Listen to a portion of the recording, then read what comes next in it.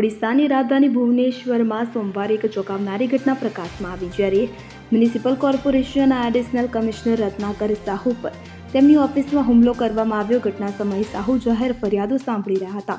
દરમિયાન અચાનક 5 થી 6 યુવાઓ તેમના રૂમમાં ધસી આવ્યા અને તેમને મારવાનું શરૂ કર્યું. કોંગ્રેસે આ અંગે ભાજપ પર પ્રહારો કર્યા અને આરોપ લગાવ્યો કે આ ઘટના પાછળ ભાજપ નેતા અપરૂપા રાઉતનો હાથ છે. પ્રત્યક્ષદર્શીઓના જણાવ્યા અનુસાર આરોપી યુવકે રત્નાકર સાહુને તેમની ચેમ્બરમાંથી બહાર કાઢ્યો અને ઓફિસ પરિસરમાં તેના પર હુમલો કર્યો. હુમલા બાદ ઓફિસમાં અરાજકતા ફેલાઈ ગઈ અને ત્યાં હાજર કર્મચારીઓ ડરના માર્યા આમ તેમ દોડવા લાગ્યા. આ હુમલાથી ગુસ્સે ભરાયેલા બીએમસી કર્મચારીઓએ કમિશનર ઓફિસની બહાર વિરોધ પ્રદર્શન શરૂ કર્યું. કર્મચારીઓનું કહેવું છે કે ઓફિસની અંદર આવી હિંસા વહીવટી તંત્ર પર પ્રશ્નો ઊભા કરે છે. તેમણે ગુનેગારો સામે કડક કાર્યવાહી અને યોગ્ય સુરક્ષા વ્યવસ્થાની માંગ કરી છે.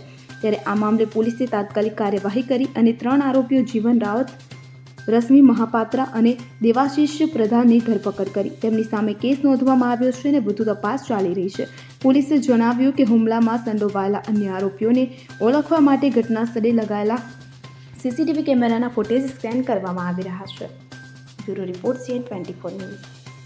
હવે જુઓ દેશ દુનિયાની તમામ ખબરો તમારી આંગળીના ટેરવે.